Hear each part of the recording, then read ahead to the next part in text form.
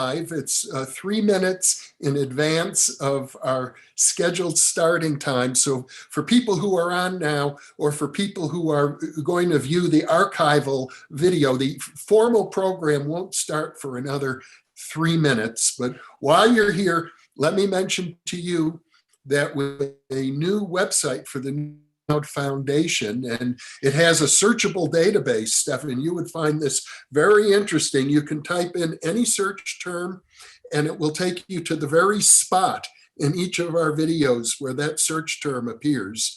And on top of that, we're expanding it to not only our videos, but at the moment we have the original Thinking Aloud series, which you participated in many years ago, plus Skeptico is another interesting related YouTube channel, and we'll be adding more. So the archive will become a resource source for, I think, the whole consciousness community.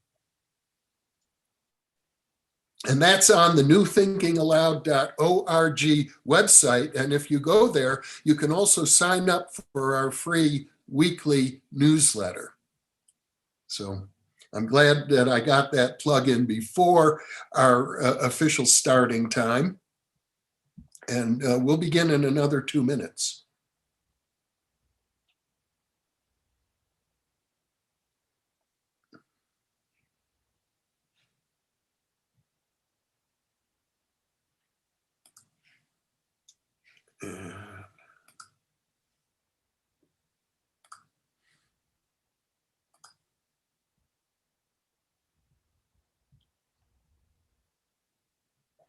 I'm glad that worked smoothly. Once I had trouble, like YouTube and Zoom wouldn't connect at all.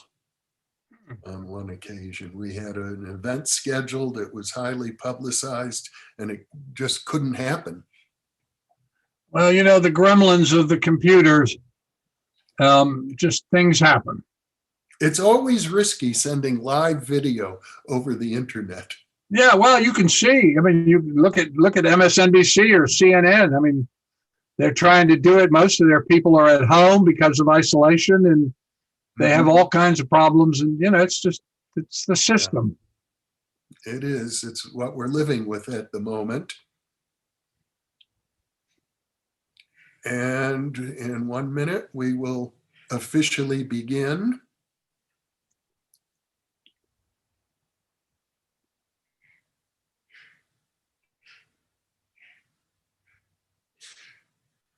I hope you have some water or some liquid handy if you need it. Organic green tea, that's what I drink all day. Nice. Okay, it is now 3 p.m. Mountain Time. Welcome, everybody. I'm Jeffrey Mish.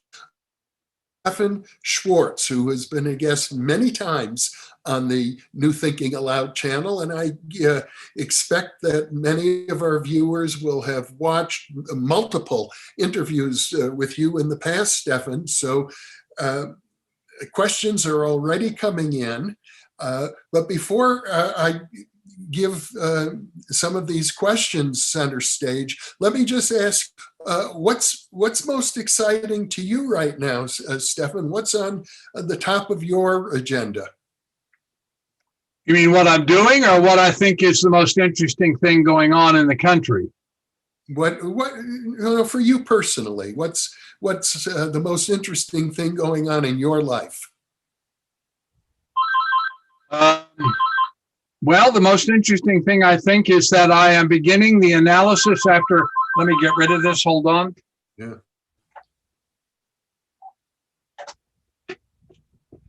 Is that I am finally beginning the analysis of the 2060 data. It's been very complicated. There's so much data that it's taken us quite a while to write the program to do the analysis. I mean, it's all very, deep in the weeds. But we have finally got a program which will handle the massive data and break it down into the consensual analysis technique that I use. And so I'm beginning to look at that data and see what it has to say. So this is a follow-on to your 2050 project. That's right. between 1978 and 1991, I did a project in which I got about 4,000 people to describe the same day in the year 2050. That is, I would say to you, Jeffrey, I want you to go forward in time to November the 8th, 2050. What do you see? What are you doing?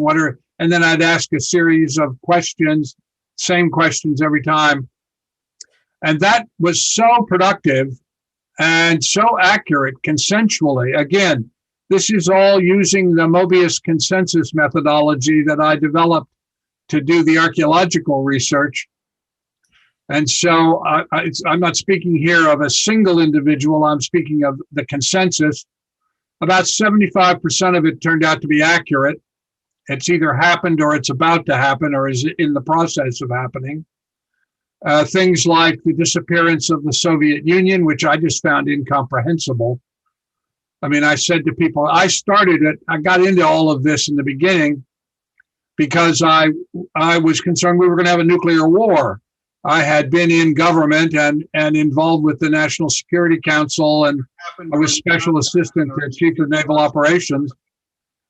And when I left government in 76, I was convinced, as many people were, that we were going to have a nuclear war. And in fact, were it not for the bravery of one Soviet colonel who wouldn't push the button, we probably would have had a nuclear war. That's a whole other story. But in any case, so I asked people, what was 2050 like? And they told me, and how we got to the way they describe it. And they said things like, because I said I was interested in the nuclear war, I said, if we had has there been a nuclear exchange? And they said, well, no. And I said, oh, well, that's very nice. What made that happen? And they said, oh, well, the Soviet Union disappeared. And I just didn't know what to do with that, because in the geopolitical community that we saw the Soviet Union as the other superpower, this great monolith. So I thought, what, Martians came down and took it away. But of course, in 1991, it disappeared. And they told me that there'd be a series of epidemics, and that the first one would be a blood disease, which crossed over from primates and infected and killed millions of people. And I went to a friend of mine who was the deputy director of National Institutes of Health and asked him, do you know anything about a blood disease? This is 78, 79, 80. Do you know anything about a blood disease that crosses over from primates in Africa and that's very contagious and is going to could kill millions of people? And he said to me, whatever it is you're smoking, Stephan, quit. And so, a lot of it I didn't understand. They started talking about climate change. They didn't call it that. They just said, I would say things like, where are you? And they would say, well, I'm in Los Angeles. And I would say, well, how is it? And they would say, well, a lot of it's underwater. And I said, really? Why is it underwater? Oh, well, the sea has risen. And I didn't know what to do with that. I didn't learn about, the first paper in the scientific literature I saw on climate change was 1991 in American Scientist. So I just didn't know what to do with that. But there was a strong consensual agreement it was going to happen. So I decided I would, after thinking about that for some years and watching it come true, I thought, well, I want to know. I had two real big questions. One was, when a remote viewer describes the future, are they describing a fixed future, or are they describing a future that is the highest probability at the moment the question is asked? Nobody ever answered that question or has been able to answer that question. So I thought I'll do 2060 instead of 2050, and I'll see what the differences are. And that may help us understand whether the future is a fixed thing when people describe it, or whether they're describing the highest probability. And I don't know the answer to that yet. But in any case, I started doing 2060. And then I also thought, if I were going to criticize my experiment, what would I say? I always think about, before I do an experiment, I write it up in great detail and send out the description to both proponents and deniers and say, what's wrong with this experiment? And I listen to what they say and make corrections so that if once I've done the experiment, we have to talk about the results. We don't get hung up talking about, if only you used a different kind of statistical analysis, the effect would go away, which is the sort of criticism that you see about a lot of non-local consciousness research. So before I do it, I ask people to critique it. And nobody suggested this, but the more I thought about it, I thought, well, what if I were going to critique my experiment? What would I say? And the answer that came to me was, how do you know that you're not just getting the cultural meme, right? I mean, how do you know that what these people are telling you has nothing to do with remote viewing? It's just whatever the culture is, the memes in the culture at the moment. So I've asked basically, I've got about, about 200 remote viewers and 1,000 people that I have asked to do to answer a series of questions. And I say to them specifically, I don't want your imagining. I don't want your fantasy. I don't want your remote viewing. I don't want your cherished outcome. I want you to give me the answer based on your best intellectual understanding of the moment. And so we're going to find out if there's a difference between the cultural, that will be the cultural meme. And it's a large enough N, 1,000. That's going to be the first paper. It'll be a large enough population to be meaningful. And we'll see whether what people describe intellectually is in fact different than what they describe when they're asked to do remote viewing. And we may discover, I don't know what the answer is, but we may discover that what people think they're intellectually understanding may in fact be a form of remote viewing that we just don't recognize.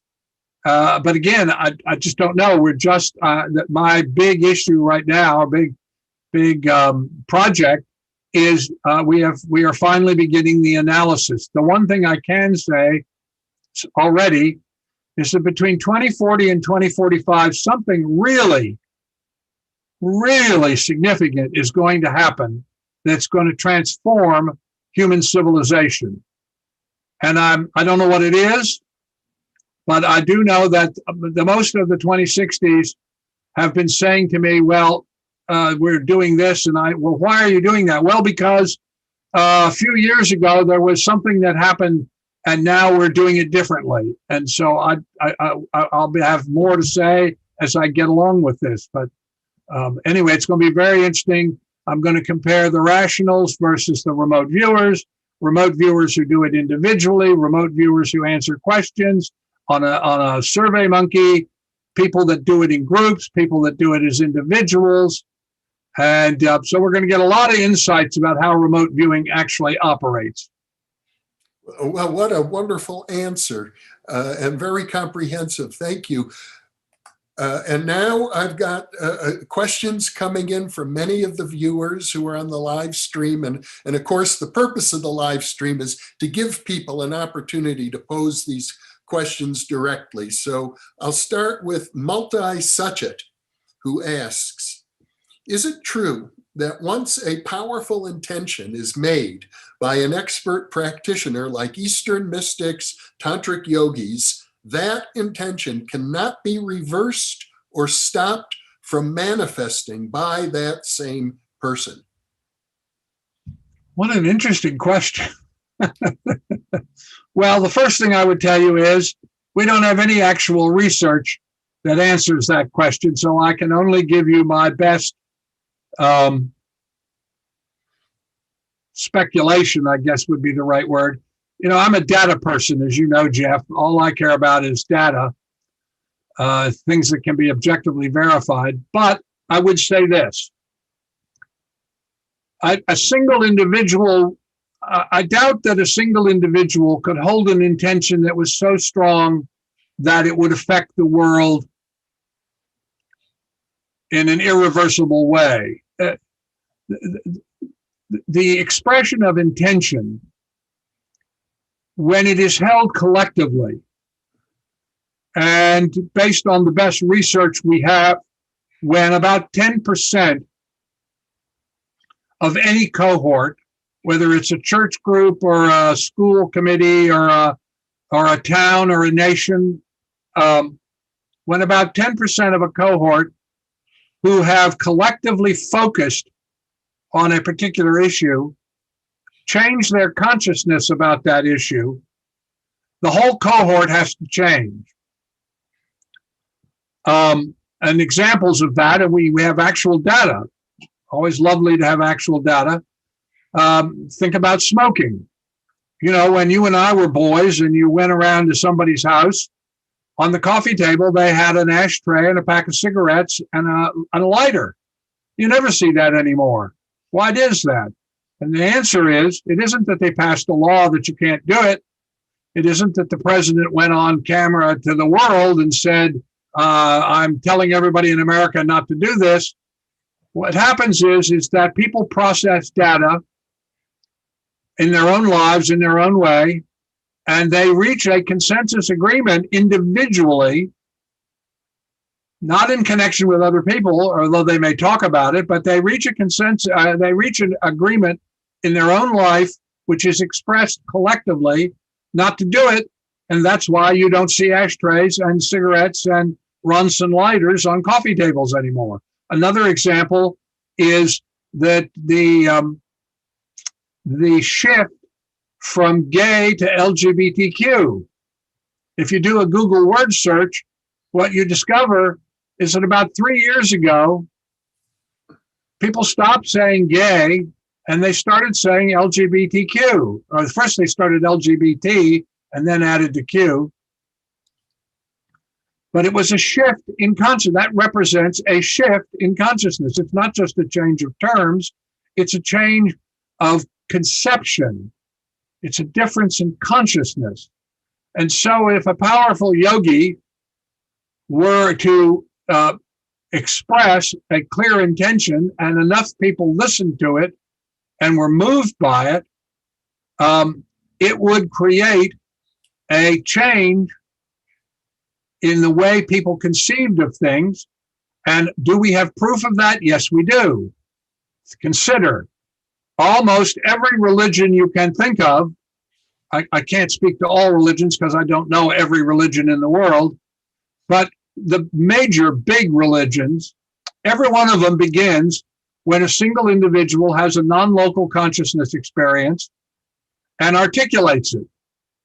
Jesus is baptized by John the Baptist, and he goes into the desert to meditate, and he confronts the devil, and he changes his consciousness and begins his teachings. The Buddha goes to a monastery, an ashram, and he's taught to meditate and begins his teaching. Muhammad goes into the sacred cave of Hira, and he has a non-local consciousness experience, and out of that, he begins his teachings. Joseph Smith goes into a sacred grove, he has a non-local experience, and he begins his teachings. So, I mean, you can play this out over and over and over through the course of human history, and what you discover is all religions begin because a single individual has some kind of non-local consciousness experience. And if they articulate it and if they're charismatic enough, then people listen to it and pay attention to it. And it becomes, people write it all down. That becomes the scripture.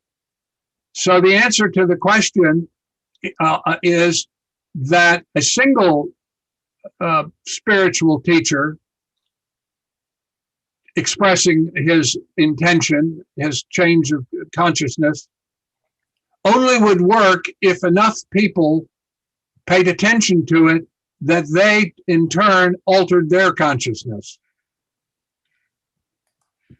Okay, thank you for that. And here's a different question from Powell, who asks, are you still involved in psychic archaeology? I haven't done it in a while because the experiments are so expensive and so time consuming. I would certainly do it if somebody came to me with the funding and had a project or said, pick a project. There's certainly things I would love to discover. But as I said, these experiments like the Alexandria project cost, in today's terms, probably about $3 million. The Seaview project and the Beaks Cay, that probably cost about $3 million. So it requires raising a great deal of money, and they take typically about 5 years to do.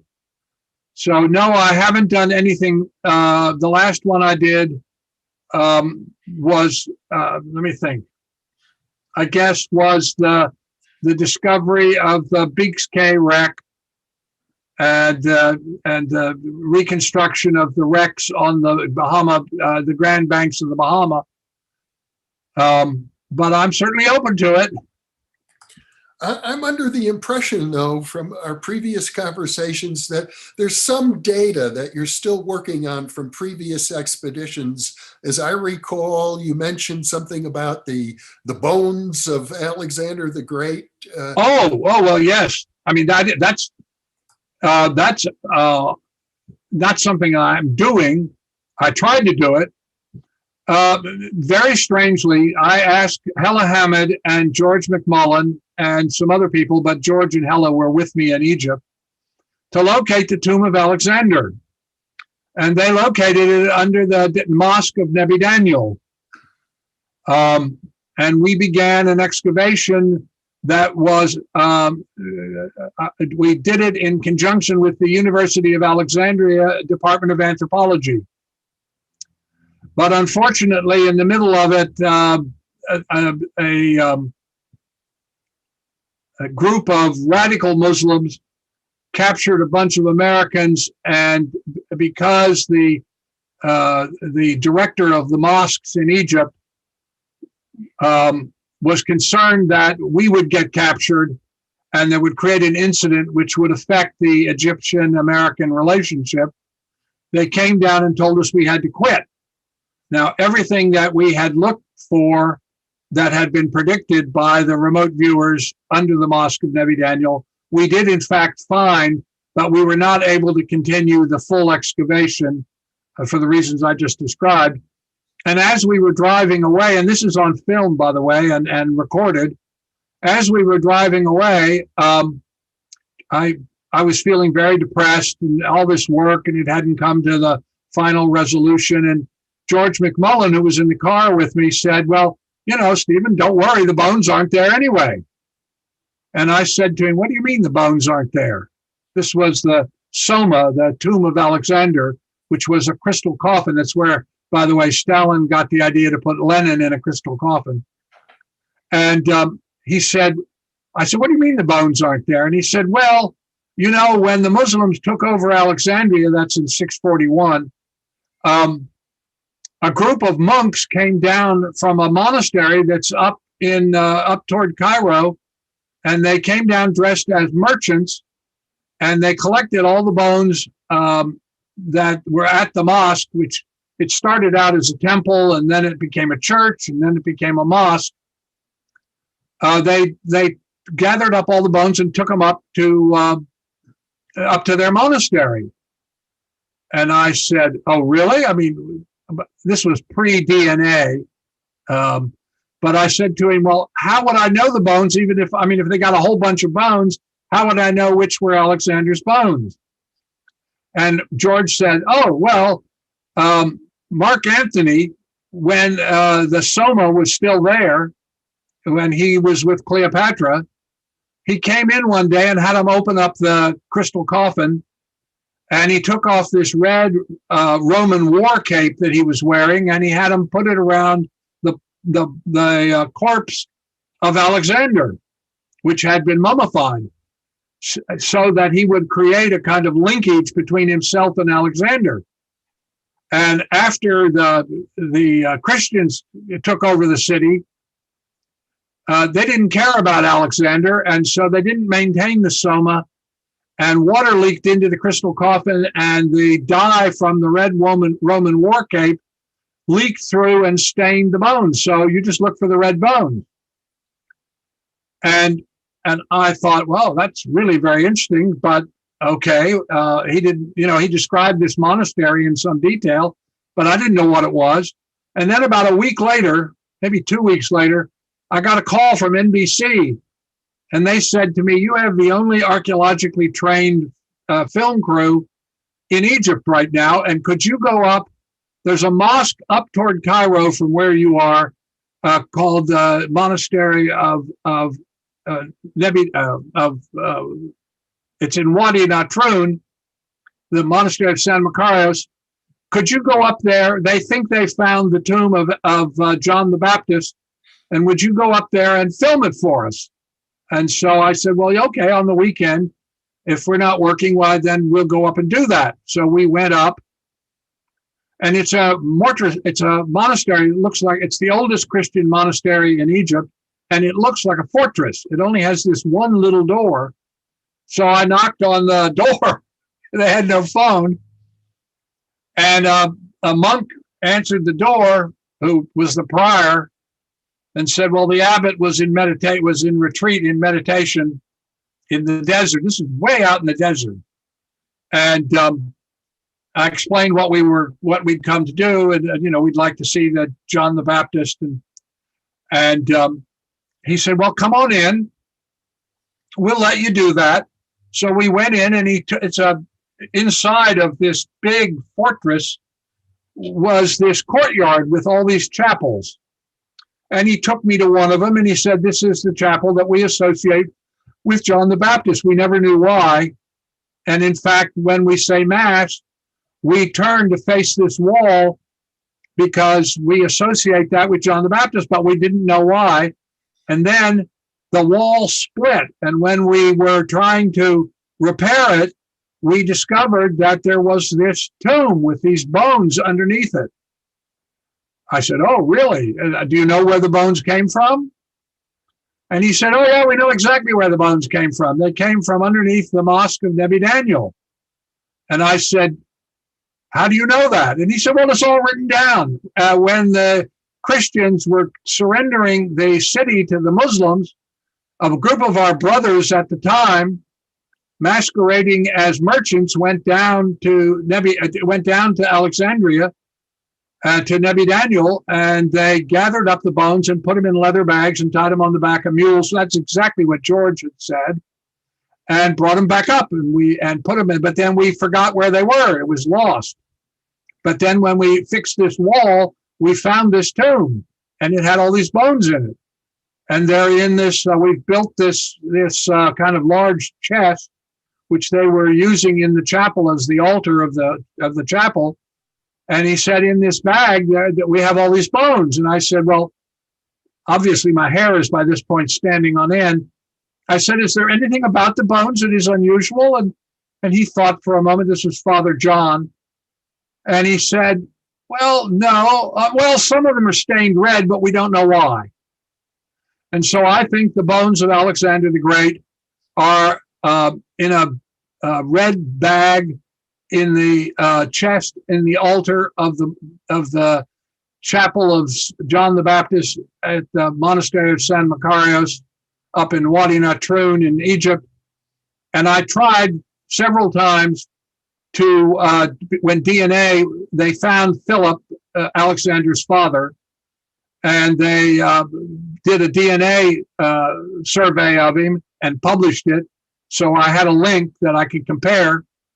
And I tried to get the monastery the brothers to let me do a DNA test of the red stained bones.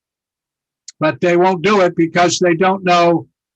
They think that some of the bones are John the Baptist, and they view them as sacred relics, and they don't want any part of them touched.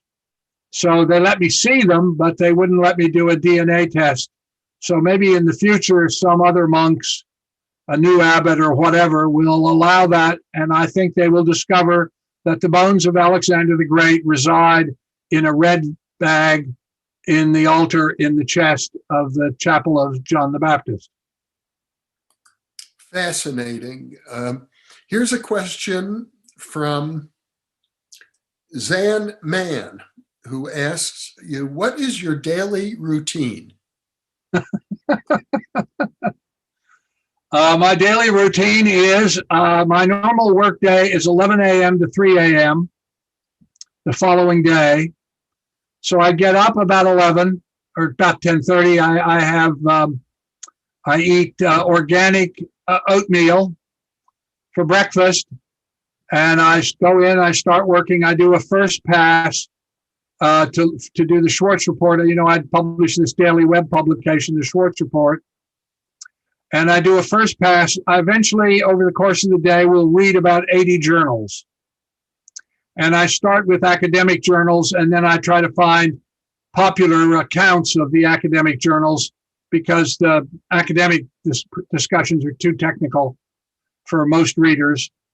And so I do that all day long, and I answer emails, and I start editing whatever it is I'm writing. I'm now writing in about 9 disciplines. Everything from engineering to finance to medicine to psychology, psychiatry, social studies. So I publish, I write papers. You can get all of my papers are available for free on academia.edu, or you can go to ResearchGate and find them. Just search on my name. They're all there. I put them up as fast as I can, and I write a column for Explore Journal, which is the largest of the consciousness journals, and then I put those up on academia.edu and ResearchGate.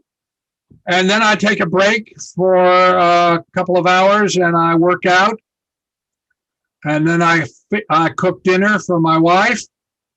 And we spend some time together. She's been down in the garden most of the day, and then we meditate together, and then she goes to bed, and I go back to work, and I start writing. And so I quit about 3 o'clock, and I do that 7 days a week. Very disciplined. So if you're sleeping from 3 o'clock until 11, so you're getting 8 hours? Well, yeah. I mean, I don't make it.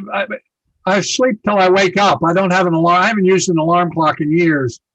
So I just sleep till I wake up, unless for some reason I have to do something that's earlier, but I try to avoid that.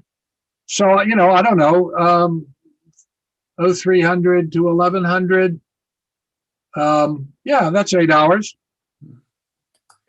Okay, here's a question from Oceans in Space, who asks, is it harder for remote viewers to look more into distant time, or is the more recent time easier for remote viewers than the far future? Oh, that's a very interesting question. The answer is, as far as I can tell, again, I'll know more about it when I get through with this 2060 research. The time doesn't matter. It's just as easy. We know from the remote viewing data, again, it's all about data, that distance doesn't matter. It's just as easy to describe something on Mars as it is something on the next room. And we have actual experiments to demonstrate that. And what I suspect, again, I label this as my speculation.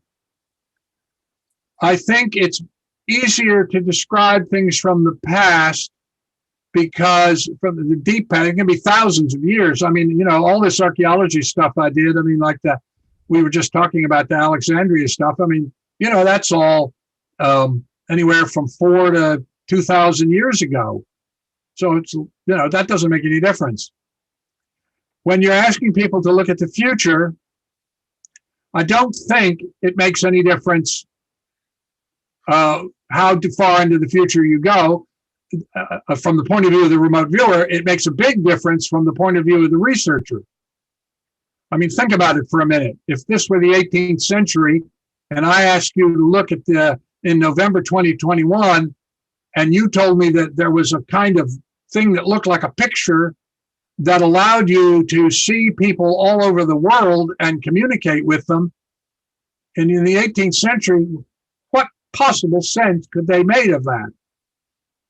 So if you get too far, that's why I did 2050 and not some further in the future point, and now 2060, same reason, was if you get too far into the future, you don't understand what they're saying. I mean, the idea of a credit card in 1840, would anybody have understood that? Oh, you have this little plastic thing and you can pay for everything by just waving this little plastic thing at a machine? I mean, what kind of sense would you make of that if a remote viewer told you? I don't think time doesn't seem to make any difference, because what remote viewers are doing is going into the informational architecture of the non-local. I think what we're looking at, all of this, in fact, I'm a Planckian. You know, in 1931, Max Planck was asked by the Observer newspaper in England, one of the most prestigious newspapers in the country. They asked him, and he didn't give a lot of interviews. They said to him, "What have you learned?" And I don't know what they thought he was going to say, but what he said was, "What I've learned is that Max Planck, by the way, for anybody that doesn't know, is the father of quantum mechanics." He said, "What I've learned is that consciousness is fundamental and causal. You cannot get behind consciousness. Space-time arises from consciousness, not consciousness from space-time. That is, consciousness is the fundamental. You can't get behind it." So if you think about that for a minute, and it's outside of space-time, then what is it we're looking at? And the answer, I think, and increasingly physicists think this as well, is that you're looking at information. And that what remote viewers are doing is going into the information matrix of the non-local, where everything is, it's like doing a Google, in fact. The question that you ask the remote viewer to do, the task you give them, is essentially the search terms of a Google search. And so you say to them, "I want you to go forward in time or whatever to such and such a date. What do you see?" Well, that's creating the intention. And that intention is expressed by the researcher, who is also a player, because the expectations and attitudes of the researcher have an effect in the interaction with the remote viewer. And what are they doing? They're going into the information matrix.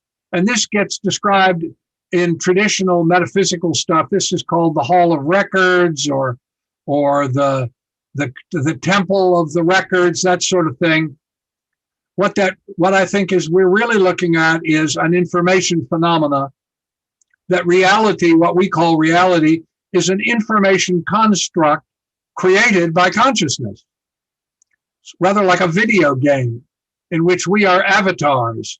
You know, if you think about reincarnation and the continuity of consciousness, consciousness exists before incarnation, during, and continues after incarnation. That's what the research tells us. And what comes across between reincarnations? Information. So when you give a task to a remote viewer, what they're doing is going into the information matrix driven by the intention of the assigned task. And I don't think it makes any difference how far into the future it is, except that if you get too far in the future, you can't understand it. Excellent discussion of a very good question. Here's a similar, well, maybe not that similar, Luigi, who happens to be the person who worked on designing the new website for the New Thinking Aloud Foundation. He asks, as a species, can we ever be kind enough that widespread parapsychological powers would be safe? Well, that is a very important question. I write about this all the time, and I encourage Luigi to take a look. because I can't do it all in this little interview. It is my conviction, based on the evidence, again, I'm a data person, that's what I care about, that climate change is an existential threat to human civilization. And that the only way we're going to get through climate change in a way which preserves human activity is by recognizing that we have to surrender the Abrahamic thinking that we have dominion over the earth and that, it's all male dominance, all of that, and recognize instead that we are in a matrix of consciousness, that all consciousness is interconnected and interdependent, and that until we recognize that we must foster well-being, my belief is, based again on research, is that the function of the state should be to foster well-being. I was very interested in what Kamala Harris and Joe Biden had to say last night, because basically it was a statement that they were going to foster well-being. And I mean well-being from the individual to the family, to the community, to the nation, to the planet itself and all the beings that are on it. Because once you begin to think in terms of the interconnected and interdependence of all life, you focus on different technologies.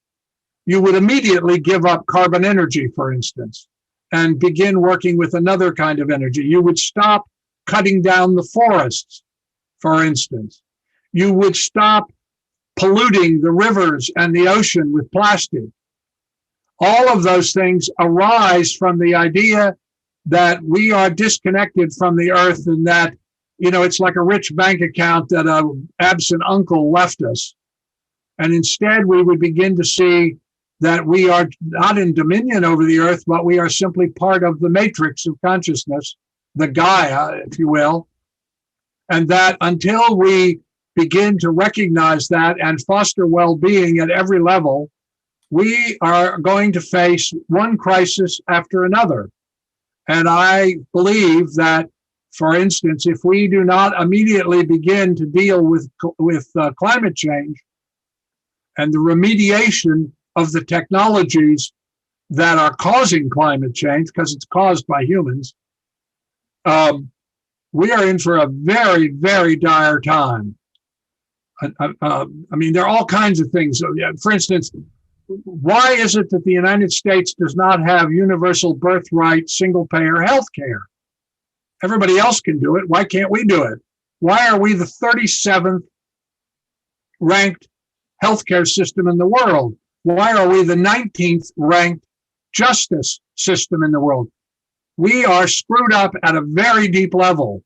And until we begin to recognize that fostering well-being is the only safe and productive way to go, we're going to have problems. Let me ask you a personal follow-up question. Given the challenges to democracy that we have seen over the last 4-year period, many people questioning whether democracy should work or could work, do you think that our present democratic system is up to the challenges that we're facing? Well, I believe in democracy. I'm a Jeffersonian in that respect, or a Franklinian, or a Mason. I don't know what that, George Mason, not the Masons.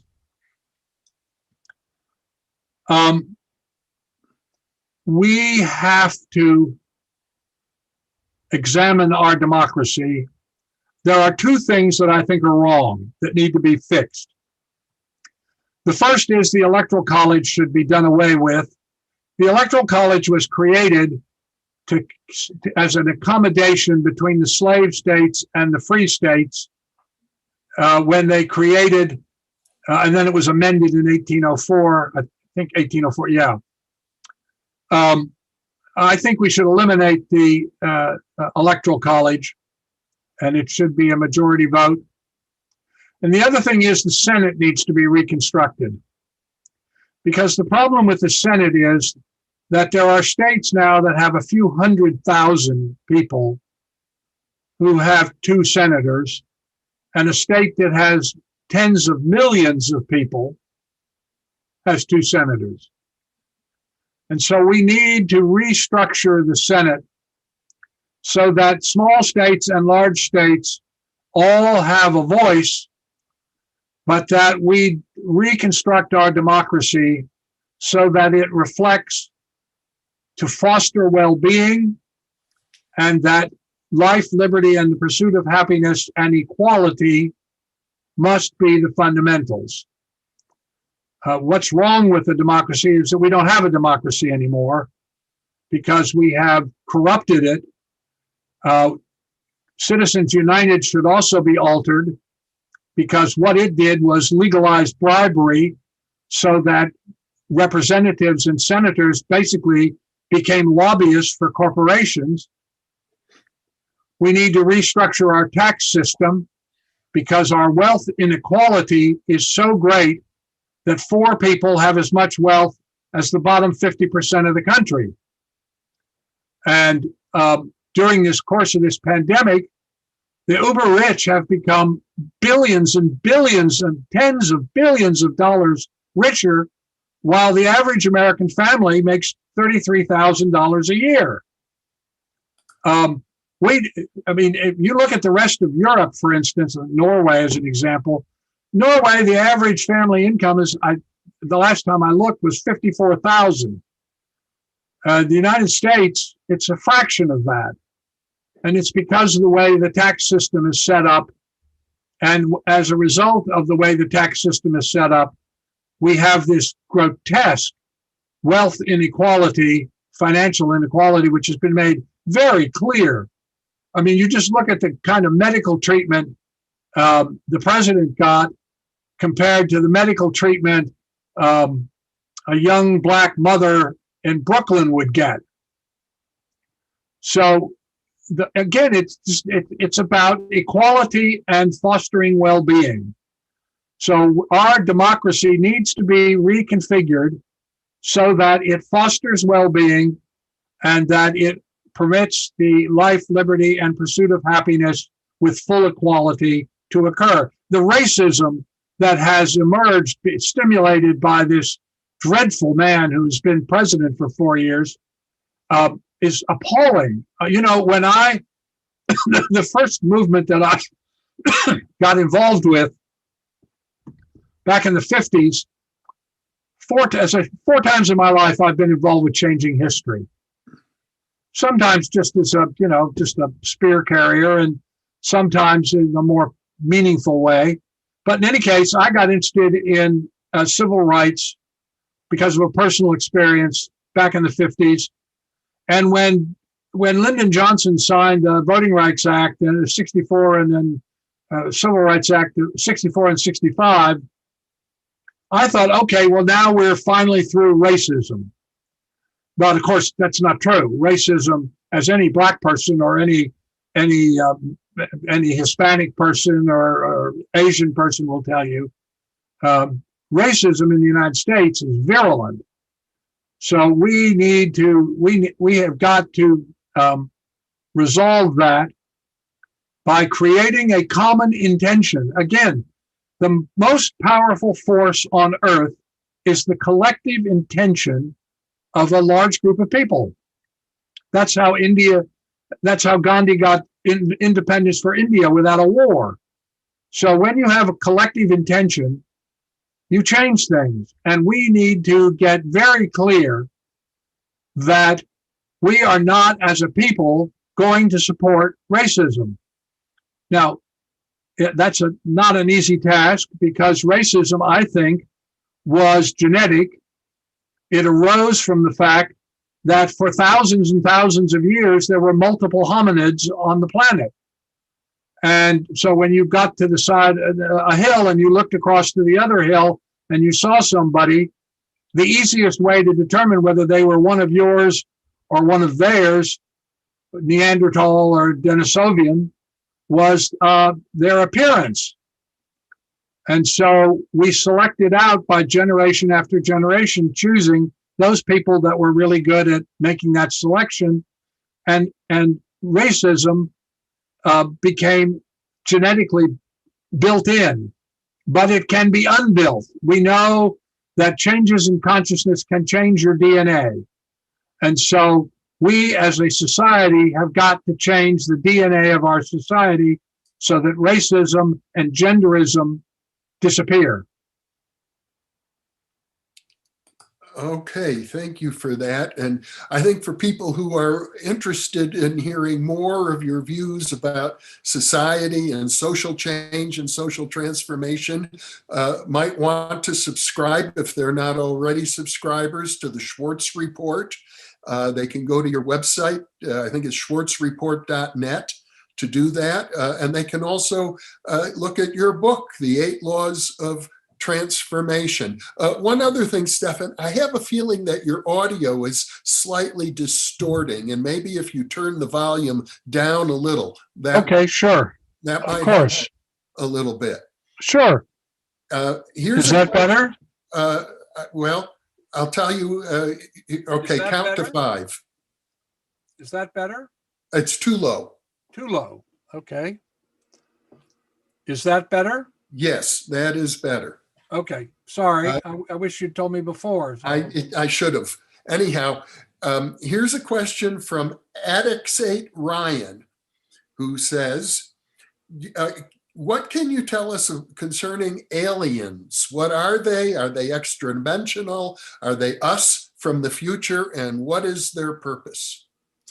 I actually wrote a novel about this called Awakening. You can get it on Amazon. I wrote Awakening as a novel because I could not document all the things that I said, but that was my thinking. So the first thing to think about, I believe, when you think about aliens is almost certainly we are not the only sentient species in the universe.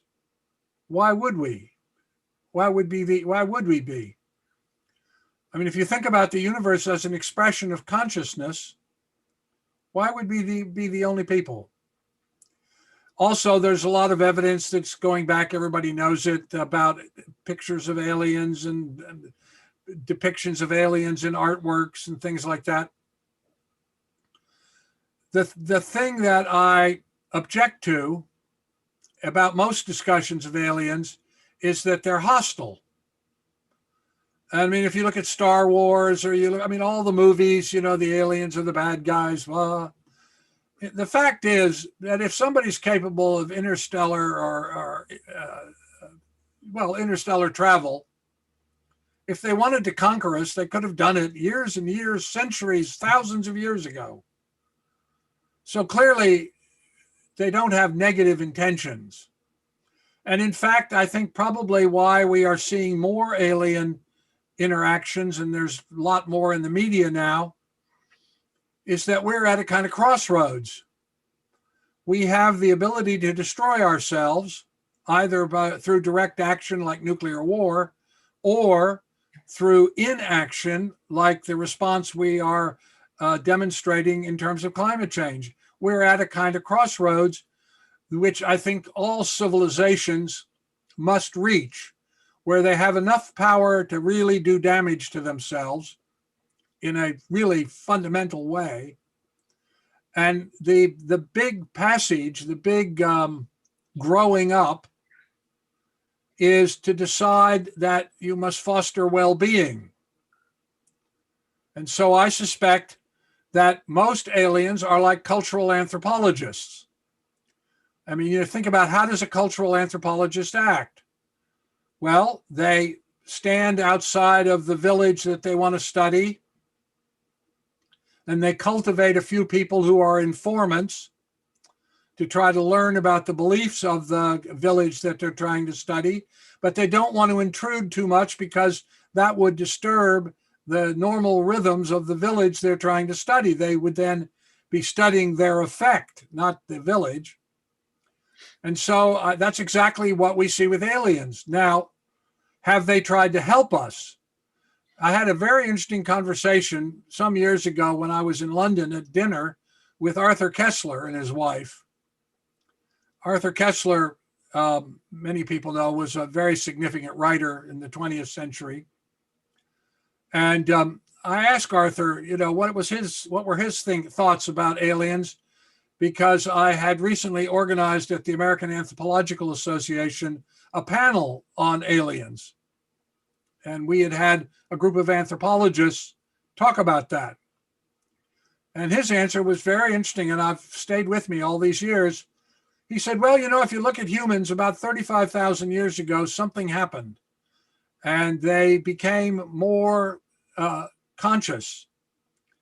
And he said, I think what happened was that aliens altered us genetically so that the high brain and the midbrain and the reptilian brain would coordinate better. But it was not altogether successful, but it was successful enough that humanity changed. And that was one of the reasons that he succeeded where the Neanderthal and the Denisovians didn't.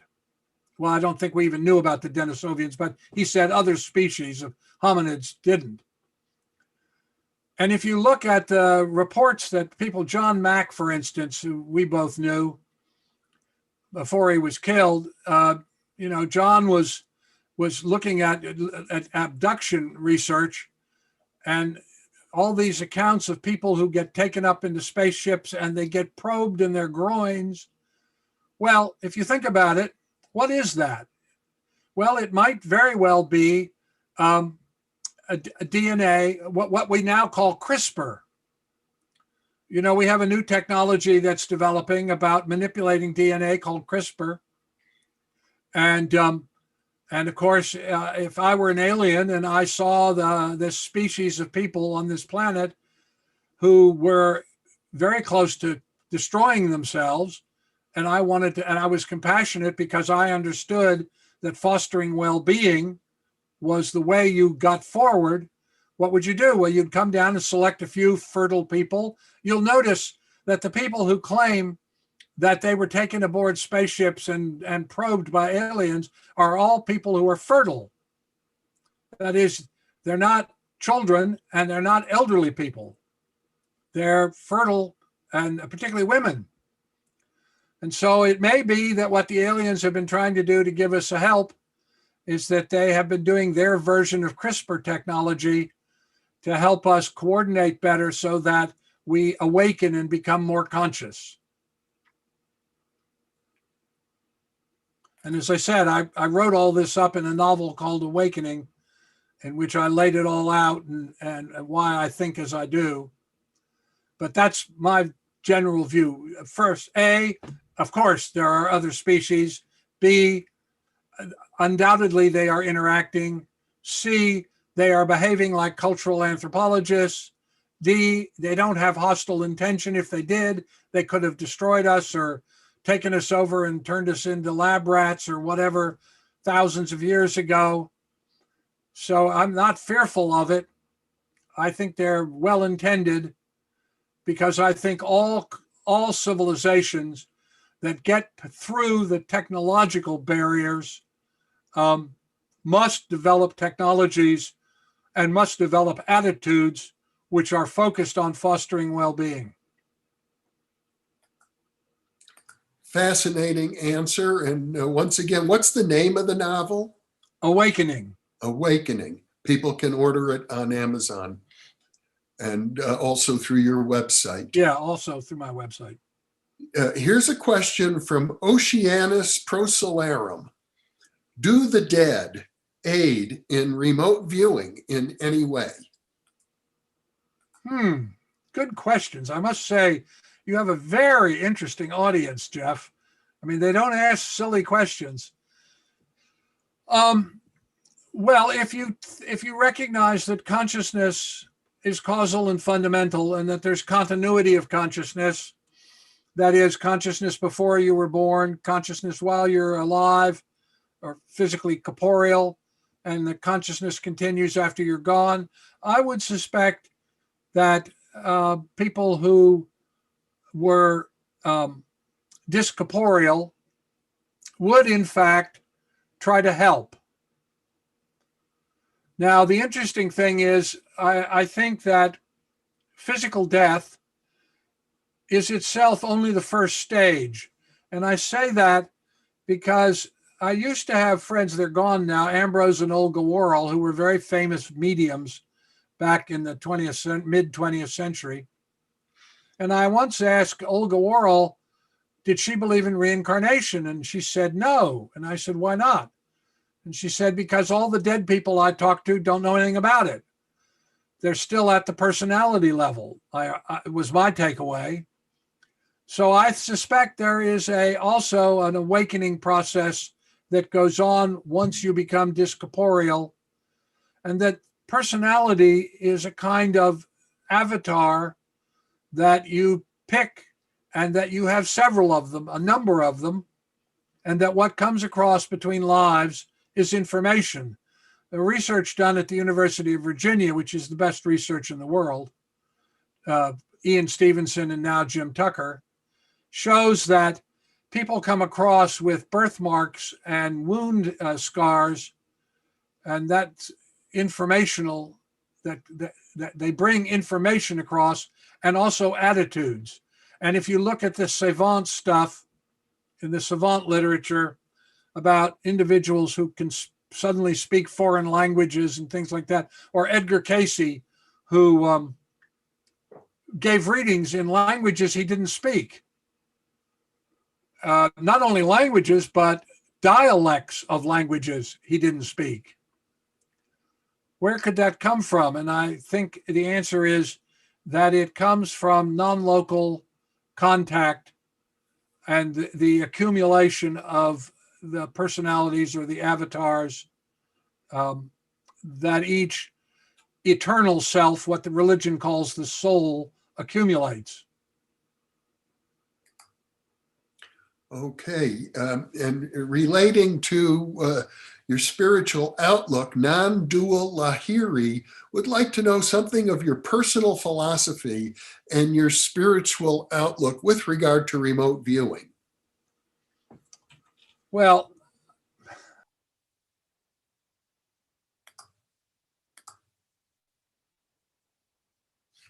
oh, did I accidentally mute you? Hold on. no, I'm unmuted. There you go. You're unmuted. Well, I would start by saying that the best gift you will ever give yourself is to develop the daily practice of meditation. It doesn't matter how you do it. I mean, it doesn't really make any difference. But developing that period, 20 minutes a day of meditation, I've been doing it now since 1965, will change your life in all sorts of ways. And in fact, I did a meditation technique called Meditation for Modern Minds, which you can get off my website or go to nemosine.com, Nemoseen,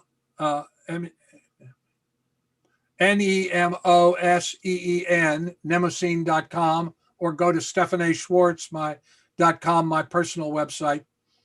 I designed a meditation technique called Meditation for Modern Minds, which is entirely based on all the research. Again, it's just based on the data. But however you do it, the most important thing is not the technique, but the fact that you do spend a portion of every day in meditation. And the reason is that meditation allows you to create intention-focused awareness.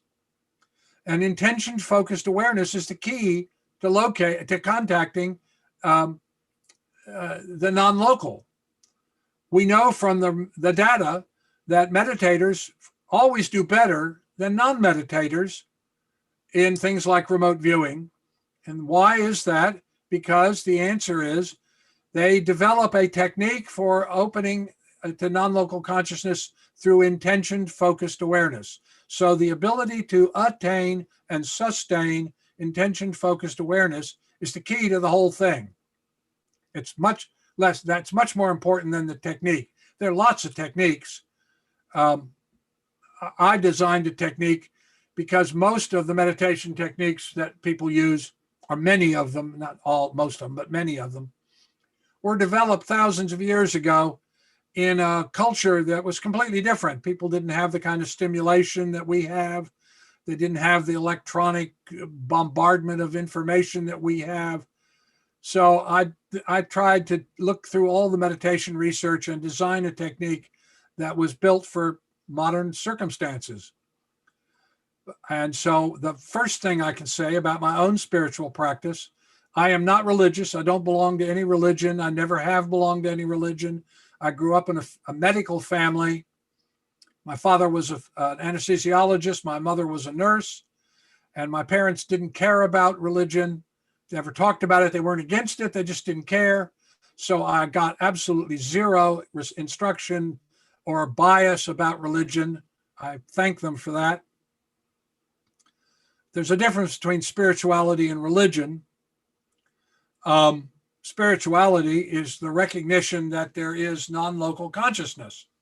I mean, you can frame it in different words, but people do. But spirituality is about recognizing that there is non-local consciousness and trying to get in touch with it. So begin to meditate. Second, choose to exercise the quotidian choice. In my book, The 8 Laws of Change, I describe this in great detail, but here very quickly is the answer to that. Every day you make dozens of decisions. You buy a toothpaste of a certain brand, you buy cat food of a certain brand, you go to certain kinds of shows, you support certain technologies, whatever. Every day you make dozens and dozens of decisions, and they are essentially a kind of vote for a state of consciousness. And so if you practice the quotidian choice, what you do is every day when you make these decisions, first of all, you become aware that you are making a decision. Most people don't think of it that way. They just go to the supermarket and buy the breakfast cereal their mother served them when they were little, whatever. So first you become aware that you are making decisions. And then secondly, and most importantly, you always choose of the options that are available to you, the one that is the most life-affirming, compassionate, and fostering of well-being. And I live my entire life that way and have for decades. It makes you a very different person. And it makes life actually quite simple. You get it ends all the nonsense about politics and biases, religious biases. I don't care about any of that. What I care about is every decision that I'm making compassionate, life-affirming, and fostering of well-being. And so you do that every day. Every decision you make, you consider the options available to you, and you always make the one that is the most compassionate, life-affirming, and fostering of well-being. And then you tell 10 people that you're doing this as a discipline, and you invite them to do the same thing. Well, if you want to know how to change history, if the people that are listening to this interview right now would make this commitment to exercise the quotidian choice. Quotidian, by the way, is a word I picked because it's not a word most people know. It means ordinary, mundane, regular, pedestrian, just little things. Where do you buy your gas? What it requires you to do is to become knowledgeable about the things that you buy and the companies that make them. And what you discover very quickly is that there are good companies and bad companies. So if you are practicing the quotidian choice correctly, then you're going to know, is this company that makes this particular cat food or dog food, is this a good company or a bad company? And you're only going to buy the ones that are the good companies. And what happens is when you have the collective commitment to do that, the whole culture changes. And so the people that are listening to this show right now, this interview, if they will do this and tell 10 people that they're close to what they're doing and invite them to join them and tell 10 of their friends, you just do the math. It's like 6 degrees of separation. Very quickly, you have millions of people doing something. And you get the same effect that you got between the change of gay to LGBTQ, or the quitting smoking, or the Me Too movement, or the Black Lives Matter movement. Those are all exercises in creating collective intention and collective consciousness. That's my spiritual practice. I believe in fostering well-being. It's very simple. And I make my decisions on that basis. It means that you turn things down sometimes that might on the short term seem very profitable, but might be not quite ethical in some way. But if you do this, you practice the quotidian choice, you tell people that you're doing it, you ask them to join you, you have the power to change the world. And I think for people who are concerned about your political preferences, I'm under the impression that that's really how you make political decisions, not on the basis of party, but on the basis of what policy is going to foster the greatest amount of well-being. Absolutely. I couldn't care less about political partisanship. I don't care about politics. I'm not interested. What I want to know is this thing that you are proposing to do, if you're in a position of authority, going to produce and foster well-being? I don't care whether you're a Republican, you're a Democrat, or you're, I don't know, whatever else. It doesn't matter. You just forget about all that kind of stuff because it doesn't make any difference. All you care about is that it foster well-being. And if you do that, and other people join you in doing that, I mean, this is how Gandhi got independence for India. But just before he was assassinated, a reporter came up and said to him, "Oh, Gandhi, my editor sent me up here with one question." And Gandhi said, "Well, what's the question?" And he said, "My editor would like to know how you forced England, the United Kingdom, to give up India and give it independence." And Gandhi's answer reveals the whole thing. You can see exactly where his thinking was. He said, "It isn't what we did that mattered, although it did matter. It isn't what we said that mattered, although it did matter. It was the nature of our character, our beingness, that led the British to choose to surrender India and give it independence." That's how powerful you can get. It has nothing to do with money. It has nothing to do with armies. It has, that all of the things that are supposed to be powerful, there is nothing more powerful than a large group of people holding a collective intention to foster well-being. And that's not just a philosophical statement, that is a factual statement based on the data. Oh, and let me say one final thing. Fostering well-being is always, I've never found an exception, more efficient, more effective, more productive, nicer to live under, and much, much cheaper. Beautifully put. Here's a question from Ez Waynes, who asks, are noticing synchronicities a good path to follow, particularly with regard to honing remote viewing skills? Being aware of synchronicities, that's really kind of lets you know that you're on the right path, because you wouldn't notice otherwise.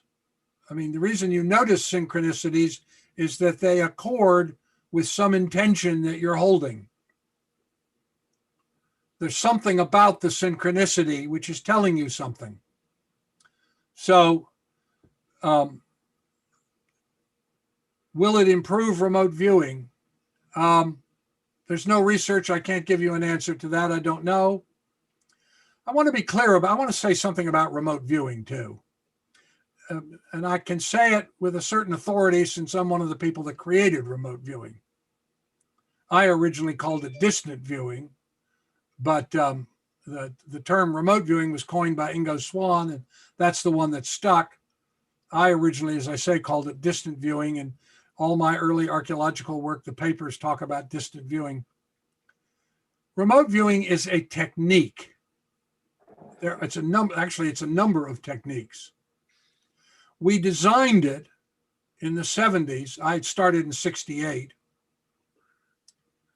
And I began doing it because if you read the literature of the 50s and 60s in parapsychology, what you discover is the most outstanding thing that they talk about is the decline effect.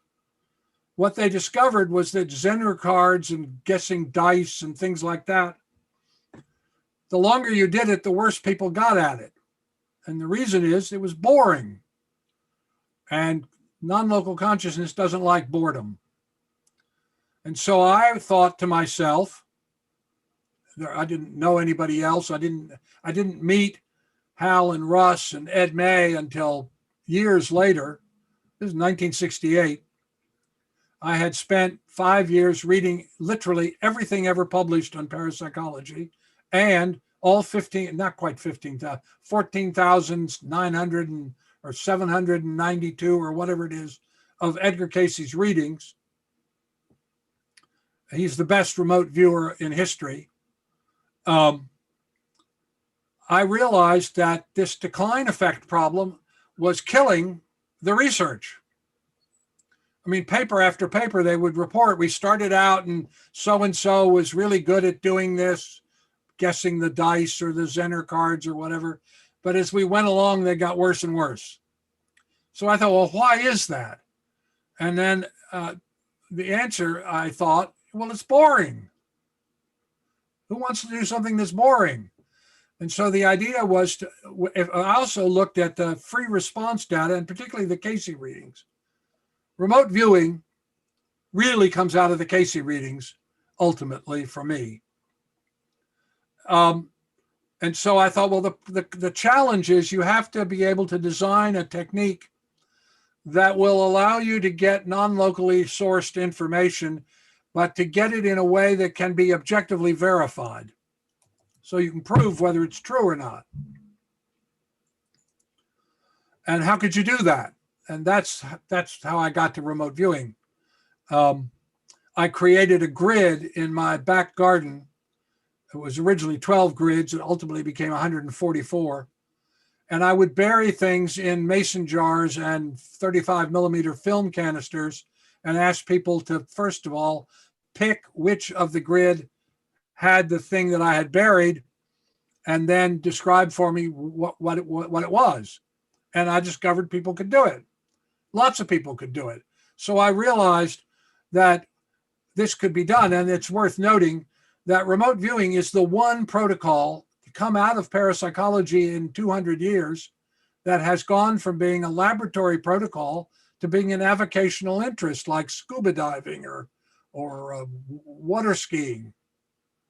Anyhow, so I started doing that, and I discovered people could do it. And then a friend of mine who was a statistician said, well, it'd be much more impressive if you had more grid, a bigger grid. So I made it 144, and didn't make any difference. People still did it. It's just I got a bigger statistical outcome. And people have been recording remote viewings of different kinds for thousands of years. The oldest remote viewing that we know of that's recorded is in the 46th chapter of Herodotus's Histories of the World. Herodotus is the first historian, is recognized as the first historian, and he wrote something called the Histories of the World, and in it, in the 46th chapter, he describes what today we would call an outbound protocol remote viewing. Exactly done the same way we would do it today. And if you look through the course of history, you find people doing this over and over again. Jacques Aymir in France, in the 1600s doing a remote viewing to solve a murder. I mean, they're just, you see it crop up, the vision quest of Native Americans. All of those things are just techniques. It doesn't really matter what the technique is. So part of my concern about remote viewing is that it has developed a kind of cultish quality built around a protocol that Ingo Swann created, because he wanted to be the boss. He wanted to be the source for the army of how to do it. But the fact is something called CRV. But the fact is, there's no evidence at all that CRV is the slightest bit better than any other particular technique. For instance, the best remote viewers I ever knew, and I tested 23,000 people. The best remote viewers I ever knew, not a one of them used the same technique or any technique like CRV. George McMullen, unquestionably the best archaeological remote viewer I ever worked with. Hella Hamid, who worked at SRI and then worked with me after she quit at SRI and continued on until she died. Michael Crichton, the author, director. Andre Viacor, Judith Orloff, a psychiatrist. All of those people, not a one of them used exactly the same technique as the others. So technique is a way of giving yourself permission to attain and sustain intention-focused awareness. And so if a particular technique, whether it's CRV or anything else, works for you, bravo. But don't get hung up on technique. It's very much like the early Catholic Church, where, they had wars over whether you crossed from left to right or right to left, or whether you put the host on one side of the altar or on the other side of the altar. All of that stuff is superficial and irrelevant. What matters is meditate and develop a technique that works for you, that allows you to attain and sustain intention-focused awareness so that you can provide objectively verifiable data. Very good. Now, we're planning to close this live stream in about 10 minutes at 1:30. So here, this may end up being the last question, depending on the length of the answer, from Darkcraft, who asks, what, in your opinion, is the singular greatest piece of evidence or an experiment conducted to show some form of collective shared consciousness, something more than material reality?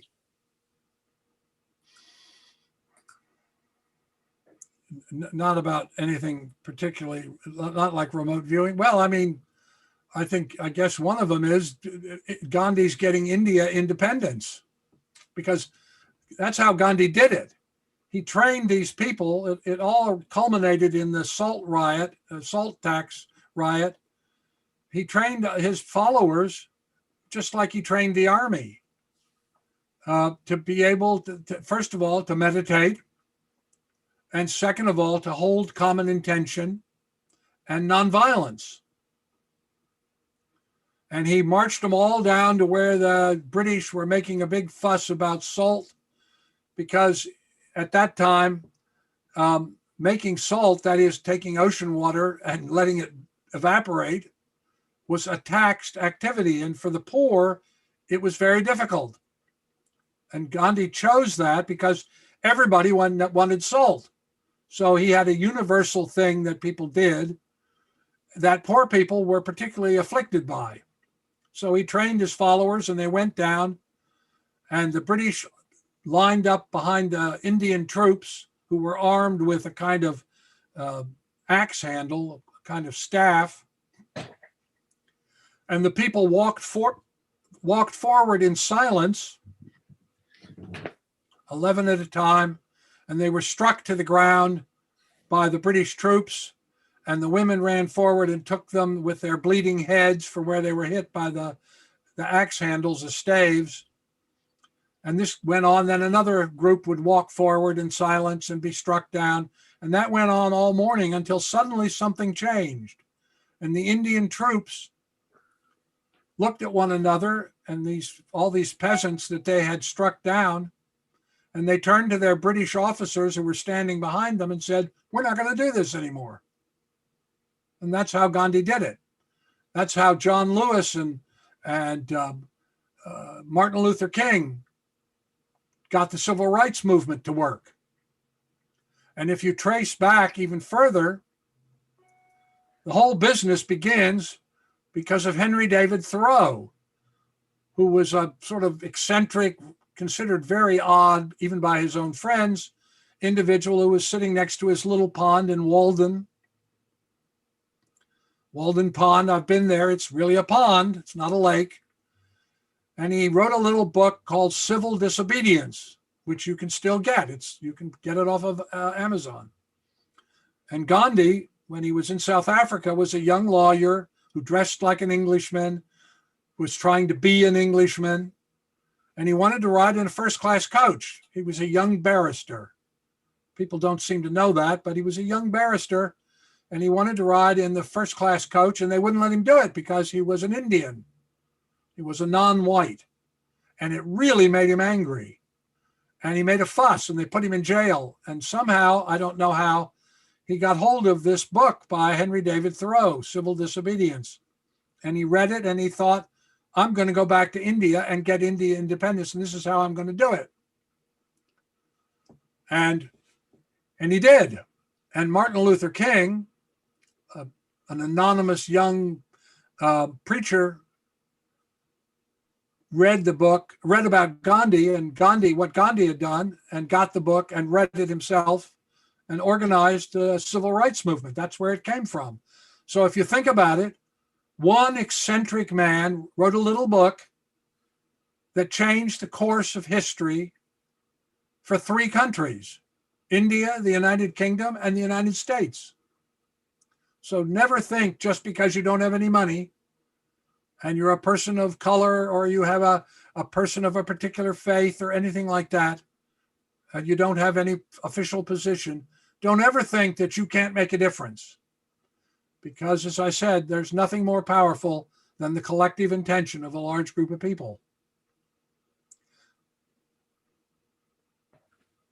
Well, very beautifully put. Stephan, we've got about 6 more minutes. You've answered so many questions wonderfully. We have many, many more pages of questions, but I haven't selected most of them because of the fact that each answer is like answering 6 different questions. Well, good. At one time. But since we have a few minutes left, Dan 1 asks, what do you think about multiple universes? Well, if I understand the question, are there multiple universes? That is a theory. I would say, this is my personal speculation, nothing more. I have no data. I suspect that in the infinite realm of non-local information architectures, there may well be multiple universes that are quite different from this one. I don't think it's the kind of thing that you see in television series where you suddenly go whoop, and then you're in something that's also physical but it's just different in ways. So I don't think it's that.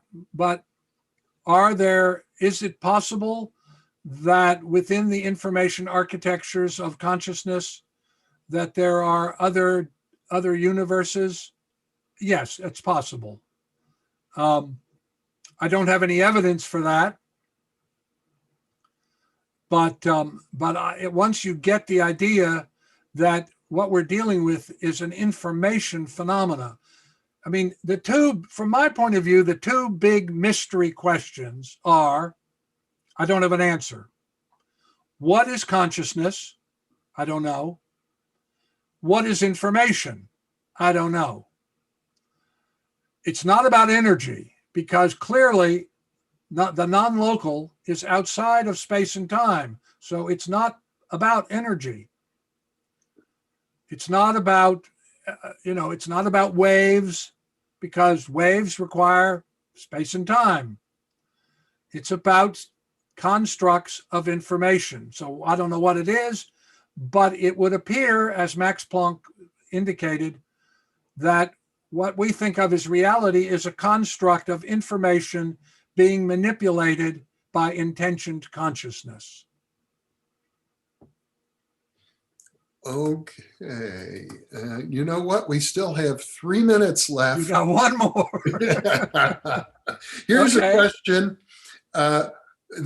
by somebody whose name is Pimp Jerk. He says, can people stop seeing the imperative to control everyone else? Yes, of course they can. It's a matter of choice. It's a state of consciousness. It's all about consciousness. So, can you convert people? No. No, it's like the current, it's like those who were the Trump supporters. Can you convert them? No, because they're in a different state of consciousness. Everybody talks about this. I mean, I spend a lot of time reading far-right literature because I want to know what these people are thinking. And it's clear it's not about facts. It's being driven by emotions and prejudices of one kind or another. So it's not about, they're literally different, they're different states of consciousness. And it's not about converting people.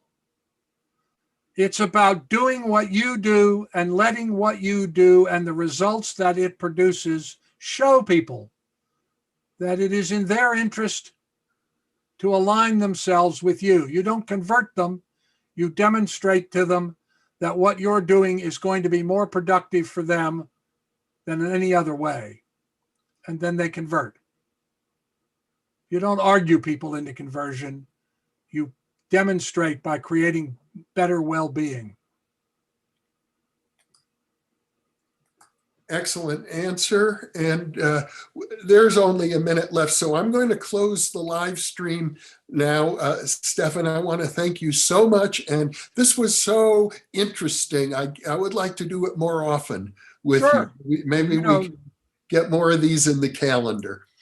Sure. Whenever, Jeff, you and I have been friends for many years. Anytime you want to do it, let me know. Okay. For sure. We'll do this some more. And I am going to now end the live stream. Let's see here.